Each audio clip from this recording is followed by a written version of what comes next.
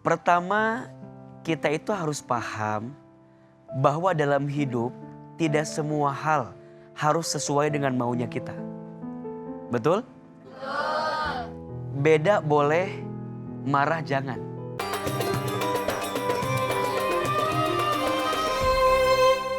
Terima kasih pemirsa, masih tetap bersama kami di Penyejuk Hati, Sejuk di hati.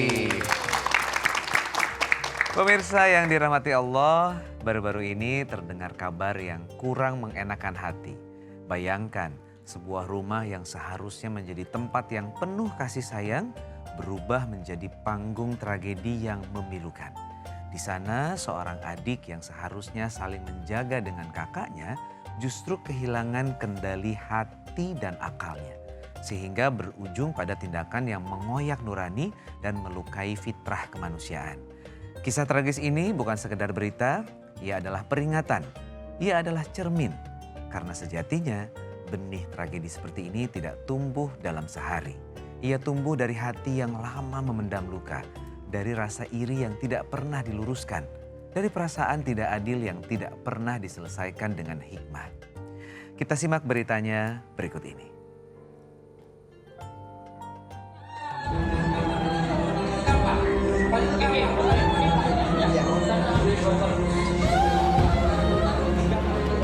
Mendengar tangis histeris ibundanya, remaja berusia 15 tahun ini hanya bisa pasrah saat diamankan polisi usai menganiaya kakak kandungnya dengan palu. Di dalam rumah, sang ibu terus menangis meminta tolong agar putranya yang terluka parah segera dibawa ke rumah sakit.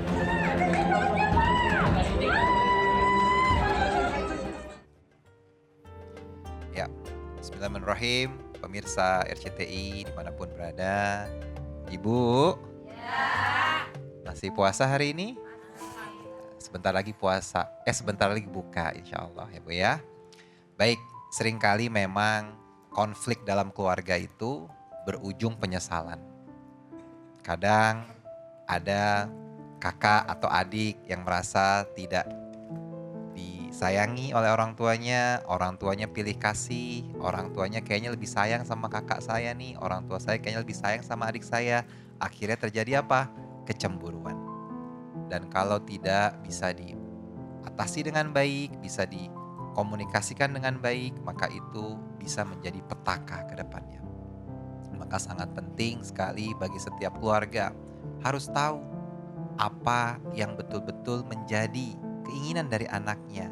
Kan setiap anak berbeda, betul ya? Ada yang suka ngomong, betul nggak? Ada yang suka apa?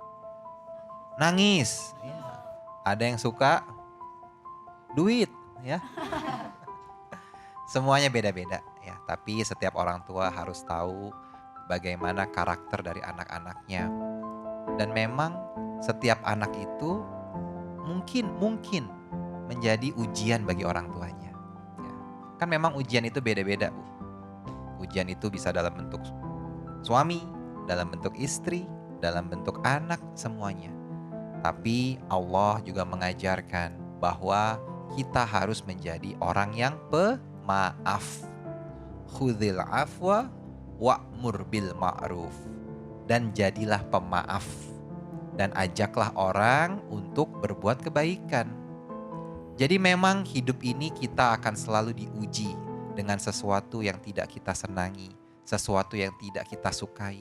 Tapi Allah yang lebih tahu. Ternyata itu baik untuk kita.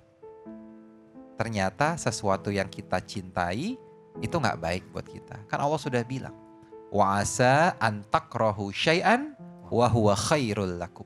Wa asa an tuhibbu syai'an wa huwa syarrul lakum. Boleh jadi ya, apa yang tidak kamu sukai ternyata baik buat kamu. Dan apa yang kamu cintai itu tidak baik buat kamu. Kenapa? Karena hanya Allah yang maha mengetahui. Ada di akhir ayatnya. Wallahu ya'lamu wa antum la ta'lamun. Maka jadilah pemaaf Bapak Ibu. Jika Allah telah karuniai seorang anak, maka maafkanlah anak-anakmu. Anak-anakmu itu masih kecil. Masih kecil. Mungkin 5 tahun, 7 tahun. Ya, mereka masih ingin bermain, maafkan. Bukankah nanti ketika seseorang telah tua, anaknya yang akan memaafkannya, betul? Karena setiap orang tua pasti akan kembali kepada anak kecil, Bu. Ibu dulu anaknya ngerengek-rengek. Sekarang orang tuanya mungkin ketika sudah sepuh, sudah tua, merengek-rengek, mungkin minta ditemenin anaknya. Maka jadilah pemaaf, insya Allah Allah pun akan memaafkan kesalahan kita. Jadilah orang-orang yang baik, jadilah pemaklum, maka insya Allah Allah pun akan baik kepada kita. Karena Allah selalu berbuat baik terhadap hamba-hambanya.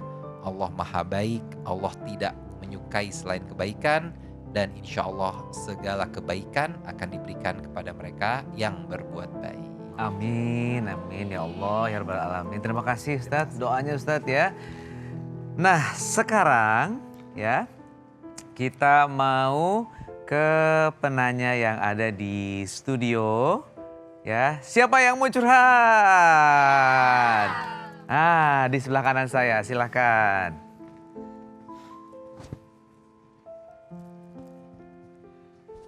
Bismillahirrahmanirrahim. Assalamualaikum warahmatullahi wabarakatuh. Waalaikumsalam warahmatullahi wabarakatuh. Perkenalkan, nama saya Ibu Ida dari Majelis Taklim Al Furqon Bogor.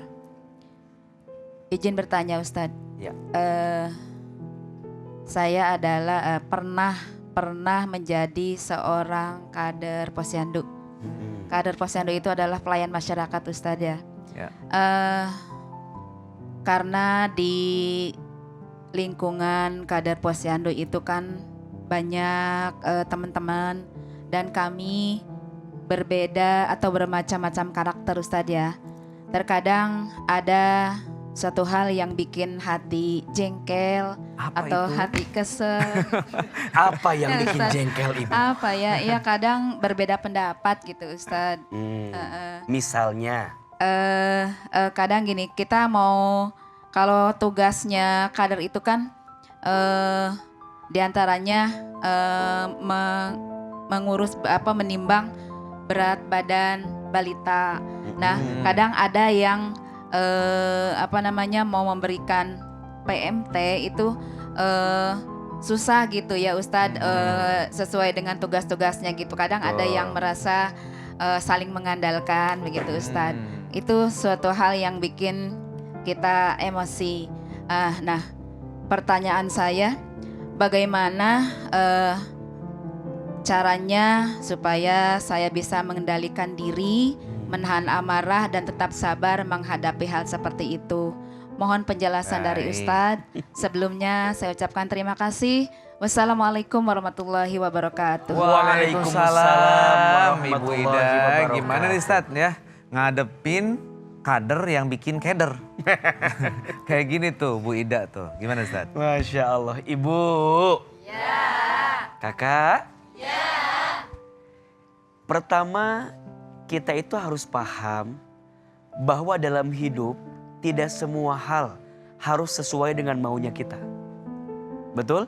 Betul. Beda boleh, marah jangan. Kan biasa. Beda pilihan boleh? Boleh.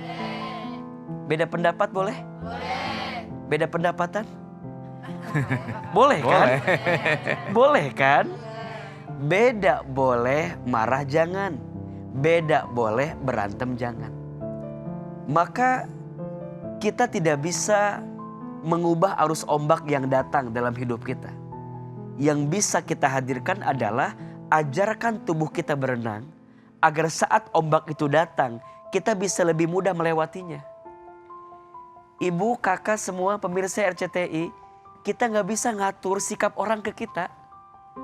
Yang bisa kita atur adalah sikap kita kepada orang.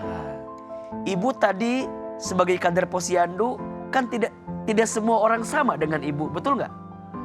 Maka tempatkan diri ibu pada hati teman-teman ibu sehingga ketika ada yang berbeda dari mereka, ibu pun paham, aku pun beda dengan mereka. Maka caranya kalau ibu sedang merasa kesal, sedang merasa marah, salah satunya mungkin bisa berdiam. Kan Qul khairan aw liyasmut. Berkatalah yang baik atau diam. Diam itu emas, tapi berkata baik itu berlian. Maka jika tidak bisa menjaga lisan kita karena kita bisa marah, lebih baik apa? Diam, menghindar. Dan ingat, kalau sedang marah, jangan melakukan dua hal. Satu, kalau sedang marah jangan bicara. Karena yang keluar pasti kata-kata yang buruk. Betul? Keluar sumpah serapah, keluar kata-kata kotor, keluar kata-kata binatang, mohon maaf. Karena kita sedang marah. Diri kita sedang dikendalikan oleh emosi kita. Dan ingat, marah itu dari setan. Maka saat kita sedang marah, ambil air wudhu. Setan itu terbuat dari api. Dan api itu bisa padam dengan air. Maka air wudhumu yang bisa meredam amarahmu. Yang kedua, setelah ibu diam, menghindar, maka saat marah jangan memutuskan sesuatu. Pasti keputusan yang keluar saat marah tidak akan jadi keputusan yang baik. Tidak akan bisa adil memberikan keputusan itu. Tunggu waktunya, ambil jeda sedikit, istirahat sebentar. Setelah ibu tenang, baru ibu hadapi lagi teman-teman ibu. Insya Allah memang tidak mudah untuk bisa melewatinya. Tapi saat kita berani untuk melangkah dan berani memilih dan memilah sikap terbaik apa saat kita marah, maka disitulah kita akan mendapatkan petunjuk dari Allah Subhanahu wa Ta'ala. Amin. Mudah-mudahan ibu yang tadi kesel sama teman-temannya, kira-kira kalau teman-teman ibu nonton gimana nih hari ini? Gak apa-apa ya? Gak apa-apa kan? Biar dia paham ya Bu ya. Mudah-mudahan ya. Di-spill sedikit. Di-spill Ustaz. sedikit. Karena memang nggak mudah, apalagi untuk orang-orang yang suka saling ngandelin gitu Ustaz. Iya, mudah-mudahan jadi lebih saling mengerti ya. Amin. Terima kasih Ustaz. Ya, para pemirsa di rumah, itu yang menjadi penjelasan dari Ustaz. Nah, sekarang kita mau ke penonton yang ada di studio untuk curhatannya lagi. Siapa yang mau curhat? Nah, di sebelah kanan boleh. Ya, ibu yang di atas. Ya. Bismillahirrahmanirrahim. Bu berdiri. Assalamualaikum warahmatullahi wabarakatuh. Waalaikumsalam warahmatullahi wabarakatuh. Nama saya Puspa dari Majelis Taklim Al Furqan, Gunung Sindur, Bogor. Saya mau tanya Ustadz, Mau nanya apa Ibu? mau tanya ini tentang suami saya. Kenapa suami ibu? Ini apa namanya kan di kantornya gitu sering merasa tidak adil gitu ya Ustadz. Oh, sering diperlakukan tidak adil Iya. di kantornya. Karena Oke. terlalu sering disuruh lembur gitu ya. Karena kan udah seniornya sudah pada berumur gitu. Jadi suami saya yang kena harus dilembur gitu. Iya. Sampai kadang suami saya pulang malam gitu terus. Tapi kan kalau lembur ada penghasilan tambahan, Bu. Iya, tapi nggak tiap hari.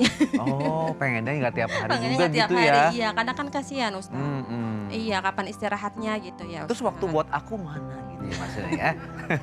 Ya terus lanjut Iya. Ibu.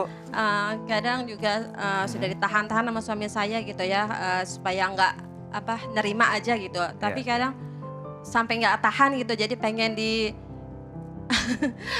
dikeluarin gitu ke amarahnya ke teman-temannya gitu agar sadar gitu semua teman-temannya. Oh, ya. Jadi pertanyaannya itu gimana Ustadz ya? Iya. Assalamualaikum warahmatullahi wabarakatuh. Waalaikumsalam warahmatullahi wabarakatuh. Ya nanti kita akan dengarkan penjelasan dari Ustadz. Tapi jangan kemana-mana dulu, kita rehat sejenak. Dan kita akan kembali di Penyejuk Hati. Sejuk di hati.